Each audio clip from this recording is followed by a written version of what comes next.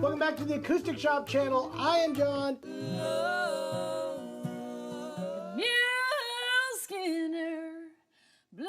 Hey guys, it is New Guitar Thursday. Cannonball!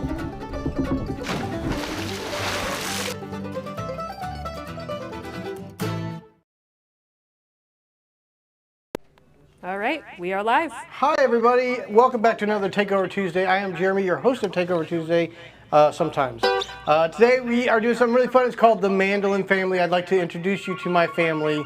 Aren't they adorable? We set them out in front of the Christmas tree, doing a little bit of a family portrait here. We got an appointment with Sears after this. Guys, we don't even have a Sears anymore. That went out of business. But I remember taking, how many of you, put it in the comments, how many of you, your mom or your dad drug you down to Sears or JCPenney to do the family portraits? And I'd love we should do one of these fun things that have people share their embarrassing old family portraits from... Ooh, that would be fun. From the portraiture studio at Sears or JCPenney. I think we all grew up with that. These poor young ones are missing out on quite the experience. We're I feel like me and Trent were old enough for that one. Yeah. Walmart? All right, Walmart Photo Studio. All right, so put that in the comments. Janelle is monitoring all the comments as well as Hinckley. So if you have any questions, they are on top of it. Tell us where you're watching from. Anything you'd like us to cover today in Takeover Tuesday, we'll be sure and do that. But we thought it'd be fun to talk about some of the different. We got a new order of Eastmans in, and it included a few things we haven't had in a while. We got one of the beautiful gold burst Octave mandolins, the 605. Those things are awesome, great sounding, very affordable, and a lot of fun to play. We had this in for a while. This is the 314, so the oval hole F-style mandolin, and this is the E, so it's got the pickup in it and the sunburst. Really fun mandolin. We got the new Comfort Contour TV, so those are true vintage. That's the new color that all the Comfort Contour 515s are going to be, and 505s. We got one of those over there as well. We have a Mandola over here, and we're going to introduce you to each one of these momentarily and show you what they do and how they sound. So this is a Mandola tuned just like a viola. So just like a violin and a viola, you got mandolin and mandola. And then finally, we got the big one. This one isn't for sale. That's my personal one. We got the Eastman Mando cello. So this is a cello with 8 strings. The cool thing is, let's jump into this, I guess. We got any comments so far? Anybody? Sorry, I was talking to Hinckley for a second. One thing we don't have with us, we have had in the past, is a piccolo mandolin, which is just a little bitty mandolin, really high pitched. We got a video of that on YouTube too if you want to check that out. The first one we have is Love the Sound of Mandocello. Have you ever sold one of those? We sold a few of them, yes, but I want to start carrying them in the shop again. They are a slow mover because not everybody is looking for a Mandocello. But the cool thing about Eastman is if you were looking for a Mandocello, most options out there are like 8 to 10 grand because they are built by kind of custom builders. Where Eastman has a very affordable one and sounds great. I need to play it more because it's just a fun instrument to play. But yeah, we have sold about 2 of those outside of the one that I got. Do you think that Breedlove will ever make mandolins, specifically those unlikely style mandolins that they used to make? Do I think that Breedlove will make mandolins again? I personally don't. The Breedlove mandolin, you know, we had a couple of those in the shop. They definitely went their own road. They didn't really do the scrolls as common. They kind of had their own look and shape to it. And also a different tone. They were going for a different way of bracing them and doing the carving of the top. And Ryan Fish, who now owns Weber, so that's kind of what happened when Tom Bedell took over Breedlove. He started the Bedell company, and he also brought in Bruce Weber, bought the Weber brand. Excuse me, still got that cough. He brought the Weber brand under the Two Old Hippies roof.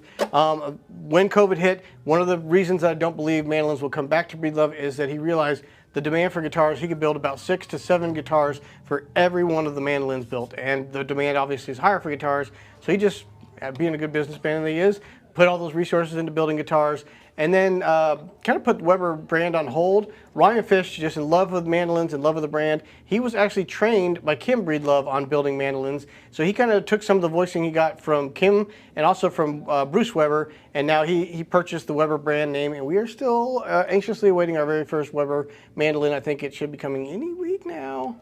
But yeah, so I go long-winded on these questions. No. The question was, do you think Breedlove mandolins will come back? No, for those reasons. All right, next question. Have you guys started calling for the deposits on the TAS Eastman? Haven't heard from you yet. Okay, they are calling, but we, believe it or not, and I'm a little embarrassed to say it, we are still digging ourselves out of the Small Business Saturday hole that we got into, thanks to you guys. So I appreciate that. No, it has been overwhelming, the amount of orders, but man, that was a lot to process, and some of the stuff we didn't anticipate selling as much online versus in store, so we didn't keep those inventories separate. So people would buy them online, but then somebody in store had already purchased it, and they were in line, and then they would double sell it, or purchase it. So we had to wait on some of the supplies to come back in. Thankfully, just about everything is back in. We've only got about 10 orders that haven't been fulfilled, so kind of all hands on deck to make sure we're taking care of everyone that took care of us so well on Small Business Saturday. But these guys have been, in their spare time, going down the list. I think they've only called about 5 or 6 people so far, maybe 10 out of our list. It's about 35 people. We have had a few of them pass so far. So if you're lower on the list, don't lose hope. There is a good chance that some of the people that wanted to be on the list may decide, you know what, I'm going to pass this time, but thanks for calling. So we are reaching out to people as fast as we can, but it's been prioritizing getting all these orders out and taken care of, because it's the thing is, it wasn't just Small Business Saturday, but orders continue to come in after that, and we want to make sure that nobody was left behind. So you will be, if you're on the list, you will be reached out to very shortly. Sorry. And thank you for being on the list. I played that prototype, and it's a monster. I've reserved my own. Where do you start with a decent mandolin? Okay, the question's a little open-ended, like which brand, which level, is that kind of, I'm guessing what they're asking, or how to hold it. I'm guessing. Where to start? You pull it out? No. Finding a really good mandolin. We have a video that we made on, I think it was a short that we did on, things to look for in your starter mandolin. I would tell you, I can still do that pretty quickly. Look for a solid top if at all possible. You can get some for about $99 to $150 that are a laminate top or plywood. You can get away with a plywood back and sides on a mandolin and not have or on a guitar as well, and not have as big an impact. The top is where you lose a lot of tone because it just can't resonate because you got cross-grained wood with glue in between them. It just doesn't allow for a lot of flexing.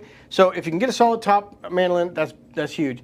Also, if you can afford to upgrade a little bit to a hand-carved, that's where you're going to see your biggest difference. You get into a lot of the mass-produced ones, and what they do is they just buy a bunch of tops, and they have a CNC machine, and regardless of the density of the wood, they just say carve all tops this thick. And they have experience, if you have a soft piece of wood, they're going to collapse if you do it too thin because there's a lot of downward pressure. So to be on the safe side, they carve just about every one of them too thick. And some of them, if it's a really dense piece of wood, can sound good. Other ones, if it was opposite. If it was a soft piece of wood, it sounds good. If it was a really dense piece and they carved that thick, you're just going to have a dud of a mandolin. So the hand carving and hand voicing makes a huge difference. That's why I'm such a big fan of Eastman. Excuse me. Even in the 305, which I've bought one of those for each of my kids, and I own one that I play all the time. The 305, awesome mandolin, fully hand carved, top and back, all solid wood, and hand voice. So that would be my recommendation. If you want one just below that, there are some good options from the Lore as well as the Honey Creek. What is that? The Honey Creek model. Someday we'll get rid of this cough, guys, but until then, bear with me. It's the talking and coughing. All at once. Did anyone actually camp out the night before the sale? No one did camp out overnight, which I'm a little disappointed in. No, I didn't expect that. But we did have a fella here before our employees were here, so we were kind of getting things set up. And his wife sent him on a mission. She had a Sullivan banjo. She said, you have to get that banjo. So I think he was here at 7 a.m.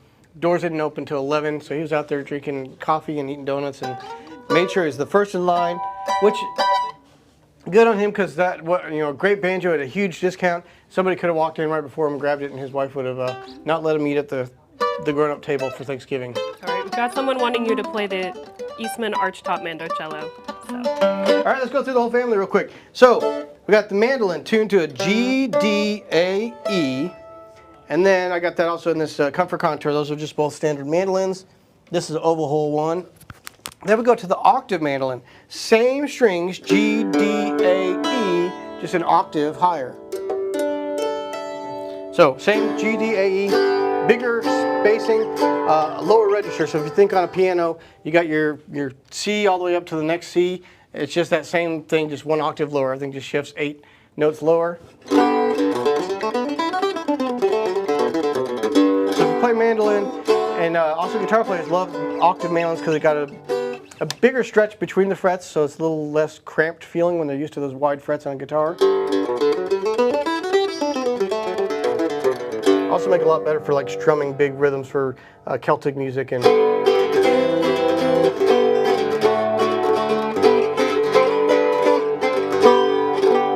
Just really cool sound. You'll see Sierra Hull and Chris Thiele, Sarah Jarosz play the octave mandolins quite often. Really cool tones. Wayne Benson did on John and Mary for Third Time Out. Very awesome instrument. Easy to play if you're playing mandolin. It's just got a wider spacing, so don't try the big bluegrass chords. And then this brings us to the mandola. So I talked earlier, you got your violin and viola. Now you have your mandolin and mandola. And what this is tuned 1/5 lower. So instead of being G, D, A, E, it's now a C, G, D, A. We got rid of the E string up here and added 1/5 lower, or 4th lower, to that C. So you still play everything the same way you would on a mandolin, except instead of this being a G chord, now it's a C chord.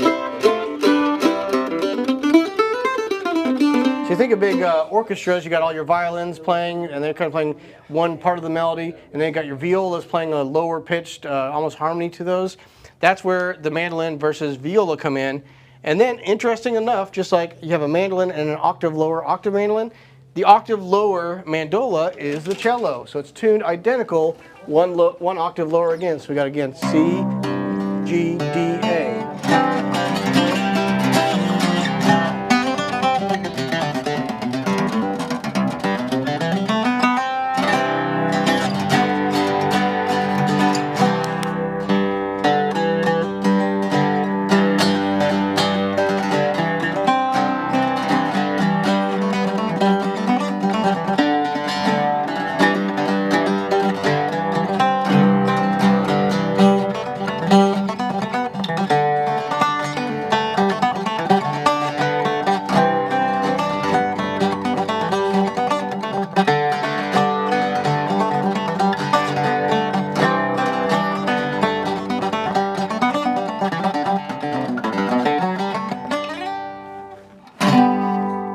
It's a fun instrument. And then you can play all the stuff you would on a cello, like that. I don't know how to play that, but you could do it if you knew how to play that. These are just fun. It feels like you're playing a guitar. This is actually one of the archtop guitar bodies that Eastman builds. They're so well known. Again, hand carved, solid top and back on this. And then this, I gotta confirm, that might be no, it's a solid top on that as well. And then they put the 8 strings on there. They have to brace them a little bit heavier because obviously with those 8 very heavy strings on there, that's a lot of downward tension on that floating bridge. But it's got the really cool ebony tailpiece as well. Just a beautiful instrument, and I think we should start carrying these in the shop. Let me know what you guys think. They're not going to move real quick, but we do have a much broader online following than we used to, so we might be able to find a home for them quicker. And it's just fun to have in the shop.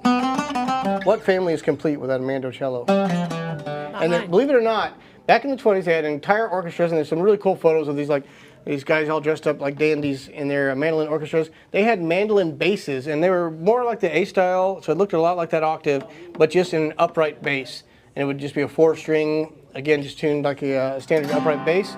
And the entire orchestra was all mandolins. So you had your piccolo mandolins, your standard mandolin, your octave mandolin, your mandola, your bandocellos, and then your big upright bass mandolins. So very cool. And you know who was part of one of those? A fellow by the name of Orville Gibson. He was in the mandolin orchestra.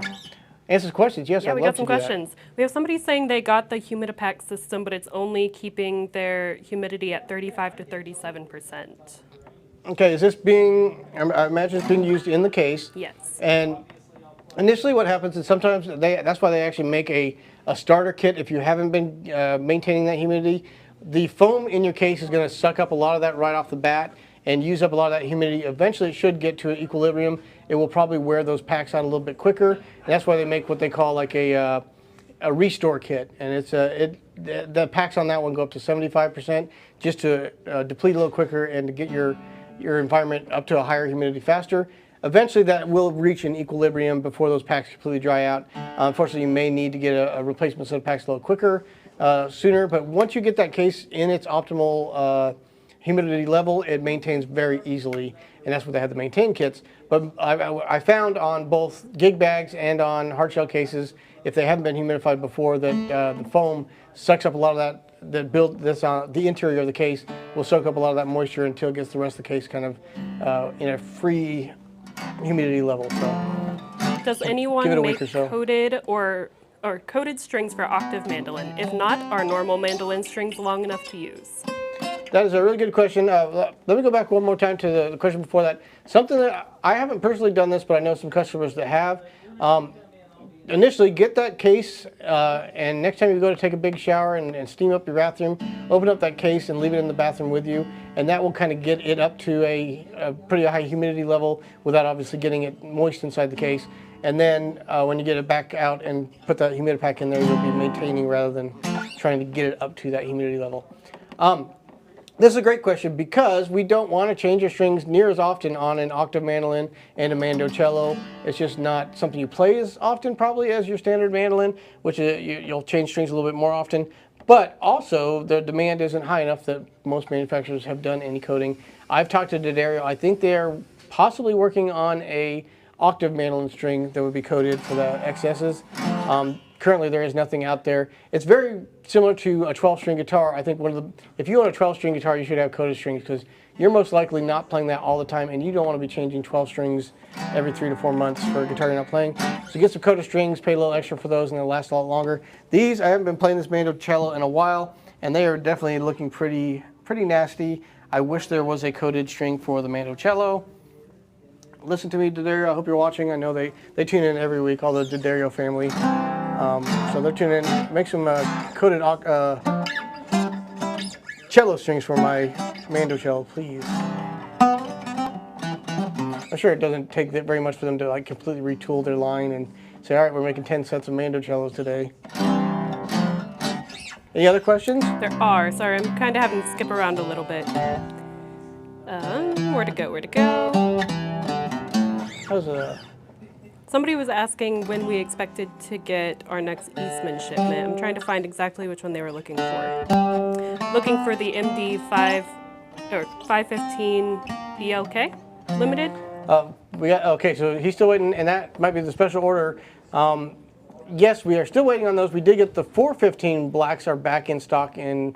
I don't think we got those in this shipment, did we, Trent? Nope. But they are in Pomona. So the 415 black tops, that's going to be the mahogany back inside. The 515 black tops, which is going to be an Adirondack spruce top with the black stain on the front of it, those are still on the way. They had to steal from the European allotment, so they normally kind of split it almost evenly based on historical data between what they keep for Europe and then what they ship over to the U.S. U.S. sold through those so much faster than they did in Europe that they pretty much clawed back some of the stock. These aren't things that were shipped out, but from their European depot, they've clawed those back and then they had to kind of reallocate them to the U.S. And we are the top of the list. I think we've got 3 or 4 of those on our list. So we have at least 1, maybe 2 special orders for them too. So we will let you know as soon as we find out that those are on the way. A really cool mandolin. The fact that you get an Adirondack spruce top for like $100 more than the standard 515 is pretty awesome. How about split tuning sets for octaves? I hear some people do that. So most of the time that people do the split tuning thing, it's more of a bouzouki, which is a very similar looking instrument, and there probably are some folks that do a standard octave mandolin with cross tuning or split tuning. What they're talking about there is like having almost like a 12-string guitar with different gauge strings for each of the pairs, and then you tune that second string either as a harmony note or an octave different. There's some really cool tunings out there. There's a Celtic bouzouki tuning. There's a what would it be, like a Greek bouzouki tuning. The bouzouki looks very similar, slightly bigger than the Octave mandolin. Tim O'Brien does some really cool stuff with the bouzouki. He does cool stuff. He's one of those guys that utilizes all the different tones of the mandolin family, and he'll have some Octave mandolin songs, some bouzouki songs. Obviously, one of my favorite mandolin players. So listen to some of Tim O'Brien's stuff. You can search for Tim O'Brien bouzouki on YouTube, and he's got some cool stuff on there. That might be what they're thinking of. Can you use 12-string guitar strings on the mandocello? Nope, these things, I don't know if you can see these. These are monster strings. These are, maybe it would be closer to what they put on a baritone guitar. That's got to be like a gauge 70 or something nuts. Those are huge. Lots of tension on these, even to get that low of a note. So yeah, you would have to get a cello set, a Mandocello set of these. They're wound all 8 strings. You'd have to find ones that have the same winding on all the 8 strings. So that's the only way you can really go with these. Plus the nuts are going to be cut for these really huge strings too, so your string will rattle around in there. Where's the photo of the aged white rice Atkin John talked about yesterday? He has it on his cell phone. I don't know if I have access to that, but it looks really cool. I think he got that photo because it was ready to ship, so I don't know if I have it. I'll log into John's email. Don't tell him.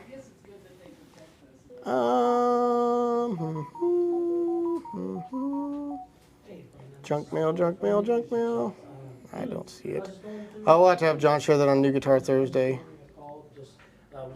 Search for Adkin and see if that shows it. Nope. Just give me a call back whenever you're available. Sorry, we'll have to wait till John gets it. He hid it somewhere. It might have been a text message.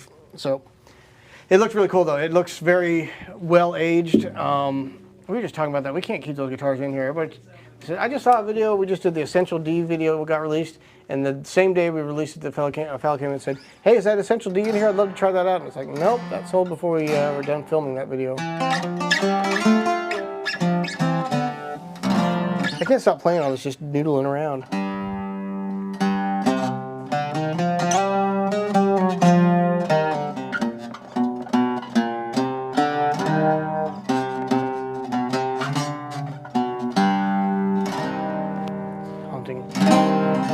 Anything else? I saw earlier somebody was asking if you're a better mandolin player than your brother. I'm not sure which brother they're asking about. I'm not allowed to say that. I hope I am because I've dedicated a lot more of my life towards it than he has. But John started out playing fiddle, probably his first 3 or 4 years of playing music was fiddle before he switched over to guitar. And he'd been playing fiddle for a long time, even while playing guitar. So a lot of the same melodies and stuff that he learned on fiddle are identical on mandolin. For people uninitiated, the mandolin is tuned the same as a fiddle or a violin. So same notes, they just don't have the frets, and they have to learn how to use a bow. So he picked up a lot of his solos that way, and then obviously the flat picking part of the guitar, he just kind of melded those two worlds together. And he does a really good job on it. He's a better mandolin player than I am a guitar player. I'll put it that way. Can you play God Rest Ye Merry Gentlemen on that one? Yeah.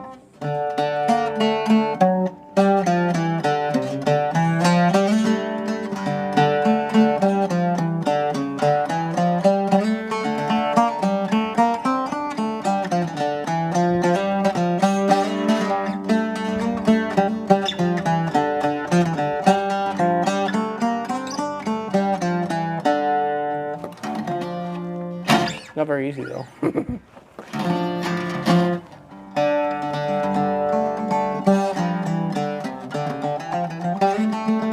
It's pretty fun to play on, guys. Everybody needs a Mandocello in their mandolin family. It's like the big daddy. Look at that, isn't that an adorable little family we got going here? What do we got going at the shop? The year is winding down. We're getting ready to. Everybody at the shop is excited, guys. They came into the work today and say, oh, they had a countdown calendar till inventory day. So we will be closed. Obviously, New Year's Eve is going to be on a Sunday this year, so we'll be closed at New Year's Eve. We close Christmas. No, sorry. Christmas Eve will be closed. That's on a Sunday. And then we'll also be closed on Christmas, which is on a Monday. And again, in New Year's Eve, that's a Sunday. We'll be closed Sunday, obviously. And then Monday, New Year's Day, we'll be closed. But guess what? The entire staff will be here counting inventory. That's going to be fun. inventory. Anybody that's ever worked retail knows how much fun inventory day is. Somebody is asking if you can use an A-shaped mandolin for bluegrass. Absolutely, we've had this discussion. We did a really cool YouTube video. Can you actually tell the difference between an A-style mandolin and an F-style if you're not looking at it? It was actually very impressive. We did 3 different brands with like mandolins, so the same model with the 3 different brands.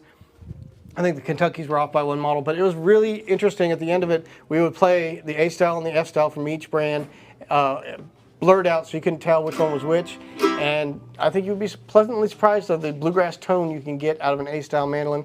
Out of Steffi, Wayne Benson, Tim O'Brien, all those guys have toured. Domino toured for a little while with an A-style mandolin. So it can be done. I think it's just kind of the general accepted practice to use an F-style because that's what Monroe played most famously. I'm being told, please tell Jeremy that I'm really enjoying hearing him noodle around on that mandocello.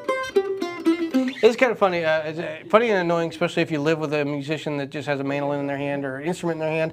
We grew up with a dad with a banjo in his hand and just watching TV and then just the noodling. I tell students that it's a lot like, I've read some art books and they tell you if you want to become a good artist, just always have a pencil and just be constantly doodling. You don't need to have any plan on any technique or what you're trying to achieve. Just constantly be doodling. Same thing when you have an instrument. Just have it around you as much as you can and just noodle on it. And sometimes it's just out of habit. I don't even know I'm doing it. I had one of my students say, hey, what's that lick that you always play on the live streams? And I'm like, I don't know. I just gotta...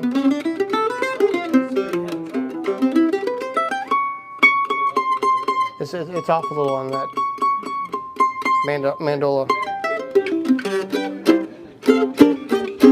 Yeah, it's fun to just have an instrument in your hand.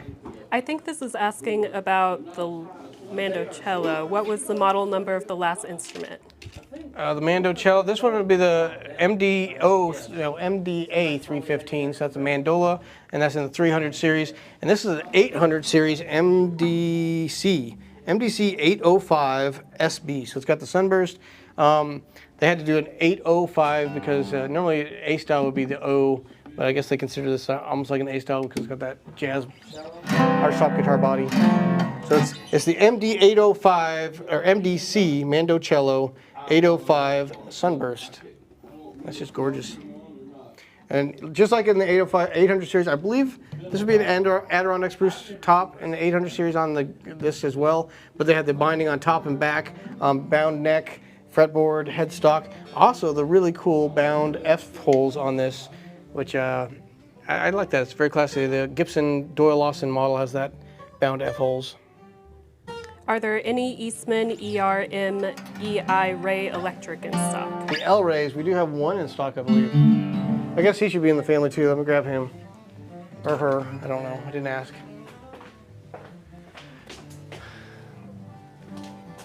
So the L Ray mandolin, or the ERM, which is L Ray mandolin, ERM. This is a really cool mandolin that Eastman came out with probably 2000 or 2019, I think. It was like the year before COVID came out. Came up with this really cool. You can do all that really interesting electric guitar stuff on a mandolin. We made a video and I got chewed out for doing too much distortion. But it also sounds decent acoustically too, so you can kind of practice with it. But when you plug it in, man, it sounds awesome. I think, didn't I play this in the... You played it on the short I posted today. Yes, I played this on our, what do we call it, Yeehaw? Mm-hmm. Oh, I guess we played that on Yeehaw. I was part of the Yeehaw band, playing my L Ray mandolin. And it was just a lot of fun. It's got that really cool electric guitar tone to it. How much was that one? Oh, you know what? I think since we played that show, we haven't put a tag back on it. Oops. Let me look real quick. Wild. I bet Hinckley's putting it in the... yeah, she's probably got it. She's got it brought up right now, guys. Correct. Hinckley reminded me, just put hey it in the Jeremy, I'm comments. monitoring, don't look things up. And just as I was looking that up, I'm like, I could hear Hinckley in my head. Jeremy, stop it. Do you have any Mandola hard cases for sale? I don't think we do. We were able to order in, I think, the Octave hardshell case. They had a couple left in Pomona that the instrument got damaged, so they had leftover cases. So we were able to grab those. We've been trying to get the Mandola hardshell case because they did make this, and I think they still do make this in an 815. I have an 815 Mandola, which came with a hard shell case. They also make the 300 series that comes with a gig bag. Same thing with the Octave mandolin. They make the 300 series that has a gig bag, and then the 600 there that has the hard shell case. So, yes, we don't have any of those in stock. I'm going to keep pressuring them. Anytime they get a damaged mandola in here, send us the case, because it is hard to find a nice fitting mandola case that's hard shell. Do you have the cable for the Eastman 615 mandolin without the cable for the sound? Give me that question again. Do you have the cable for the Eastman 615 mandolin without the cable for the sound? I'm not sure how to answer that. Okay, the 615 mandolin, have it without the cable, so it does come with a pickup installed, so that might be what they're talking about. It has a pickup standard in all 600 series, including this Octave. It should still be a quarter-inch cable. Quarter-inch cable for that, so it doesn't actually come with a cable, but that would be for your sound. Yeah, I'm not sure exactly what they're looking for on that, the cable without the sound. You don't have to be plugged in for this. The El-Rey mandolin, definitely you can hear it a little bit acoustically, but it's got like a solid channel down the where the pickups are, so that kind of kills some of the acoustic tone on it. So to get the most out of that one, you're going to want to plug that one in. I'm sorry, I probably didn't answer what you were looking for on there, but I'm not following the question. The other cool thing I would say about this, guys, is, and you probably notice this anytime you have like mandolin versus guitar or a different instrument, but even this in the mandolin family, anytime I pick one up, I approach things a little bit differently. You come up with different ideas. You probably heard Nickel Creek did that Smoothie song. You just come up with different ideas and it sounds different. You get a little more creative by having these different tones and different spacing on your instrument. So when I need to make myself do it more often, just bring these out at home, because I do own, I guess, everything here. So I've got Octave, I have the 300 series Octave, I've got the 800 series Mandola, and obviously this cello, and then the standard mandolins, and I don't have an El-Rey, I should get one of those. But I need to make sure I'm playing those a little bit more often just to get, it gives those creative juices flowing a little bit.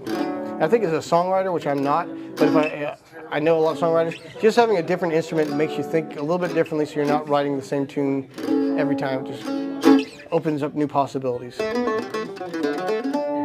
have a couple people talking about Irish tunes or Celtic music by changing the tuning to octave G, D, A, E or C, G, D, A. Okay, the C, G, D, A would be for your mandola. It does give you, a lot of Celtic players will have something like that just to be that second instrument. Normally their main instrument is still the mandolin because it's in that fiddle range, so the same octave range as fiddle, which is very common with Celtic music. And then you get into like the Celtic bouzouki tunings, which are very cool, very interesting stuff, beyond what I'm capable of doing. But for backup and stuff, octave mandolins are used a lot where you're just doing more of the what is that, 6 like 150, 150.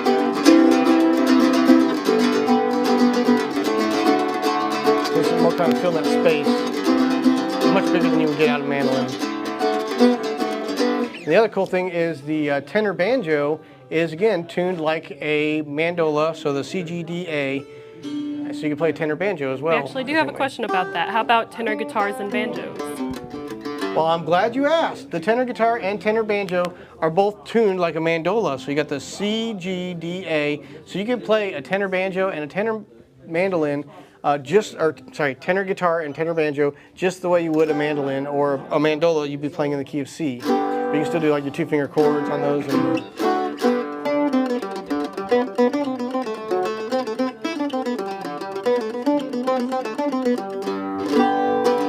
So yeah, you can impress your friends and say, look at all these instruments I can play. And you're actually just playing the same thing on different bodies. Guys, I hope you're enjoying our Takeover Tuesday. It's been kind of a laid back one. Me sitting here with my mandolin family, just kind of visiting. We have the post-turkey and pumpkin pie hangover going on, so we're all a little lethargic. But tomorrow we're going to be taking over doing our shop talk again at noon. And we got some requests that people have already put in. If you guys have any songs you want to hear, make sure you send them over, and Hinckley will be writing those down, keeping track of them, and we will or will not do them tomorrow. So you tune in to find out. Not sure if we got anything new to cover. I guess we got a big shipment of Eastman, so there's probably some stuff in there. I think there's a Badella or two that we got in. There's a bunch of stuff that arrived while we're still shipping stuff out, so we didn't receive it yet. So I'm excited to see what we got. And maybe the Mandocello will make an appearance. I gotta think of what I can play on the Mandocello, but it could be fun. We could do What Child Is This, or God Rest You Men or Gentlemen. I don't see them here today, but we've had somebody requesting the Peppa Pig intro a lot. I know. I'm trying to think of Peppa Pig. I'm trying to remember what the melody sounds like though. Peppa Pig. I'll have to look that one up. But I have seen it on numerous YouTube videos. The same person is like, I'm still waiting for Peppa Pig. Which I have 3 kids that grew up when Peppa Pig was just really becoming popular. So I got to watch all about Daddy Pig and George and Dinosaur. So I'll try to remember what the Peppa Pig thing is and see if we can do that tomorrow. I was going to mention something else, and Peppa Pig took over. Oh yes, we have if you guys haven't already done so, you know what you need to do this holiday season? Decorate your guitar. Who doesn't put tinsel on their guitar and some little baubles and whatnots? Maybe a light or two. If you haven't seen, it's just on all our YouTube or our Facebook and Instagram. It's on all our channels, guys. All of our channels. We have decorated the Acoustic Shoppe guitar and thrown down the challenge. Whoever decorates their guitar the most creatively, or what we just randomly decide is the most interesting, will win a $100 Acoustic Shoppe gift card, perfect for the holidays. And you don't have to damage your guitar, you don't have to paint it or anything, but just, it'll be interesting if you put some of that frost stuff that you put in your windows to make it look snowy out, spray your guitar down with that. Or just put some lights and tinsel around it. Do something fun and creative. We're just having fun. We're just funning over here. So be sure and do something creative on your guitar. Send that to us, because you could win a $100 gift card. I'm sure Hinckley will be sending information right now where you can submit that, and all the rules and regulations. We're having quite a few people wanting a full version of Grandma Got Run Over by a Reindeer. So one verse and chorus wasn't enough for you guys. You know how hard it was for us to crank our way through that one? It took a few takes. Took a few takes. John could not get the spacing of the words right. That's why I had to take over the second verse. We'll see what happens tomorrow. Probably not that, I'm guessing. Enjoy what you got. Do you want to answer one more question? Absolutely. Why do oval hole mandolins have the shorter neck? So oval hole mandolins in general will have a shorter neck because, I don't think, yeah. So this one you can see the body meets at the 10th fret of the standard F style mandolin or F hole. And with an A style or an oval hole, it meets at the 12th fret. The body's pulled all the way up there. So the neck's not necessarily shorter, the body's kind of elongated a little bit, or I guess you could call the neck shorter. Technically, I guess that would be the case. But that's just where the body meets, and the same thing happens with OM guitars. 12th fret guitars will meet up at the 12th fret instead of the 14th fret. So it's just kind of shortening that neck a little bit, which does change the tone quite a bit, because I think the density, it moves, that's what it is. So to get the scale length correct, it moves this bridge farther down the body, so it's closer to the tailpiece because it's a shorter neck, where when the F5 was developed, they moved that bridge more into the center of the body of the mandolin, giving a lot more resonance and downward break angle on it, which gave you a louder, more clear-toned instrument than the standard oval. So that's where you're getting a lot of your tonal change. It's just that bridge placement getting moved forward. It's almost like forward shifted bracing, but it's forward shifted bridge on the F hole mandolin. I think Hinckley answered the other question I was going to ask you. So. All right. Well, thank you guys for tuning in for Takeover Tuesday. I promise next week I will not cough anymore. I can't promise that, but I will attempt not to. I'm gonna go to the pharmacist and take all of the medicines and see if that way one of them has got to work. And then I mean, you'll stop coughing for sure. I will definitely stop coughing.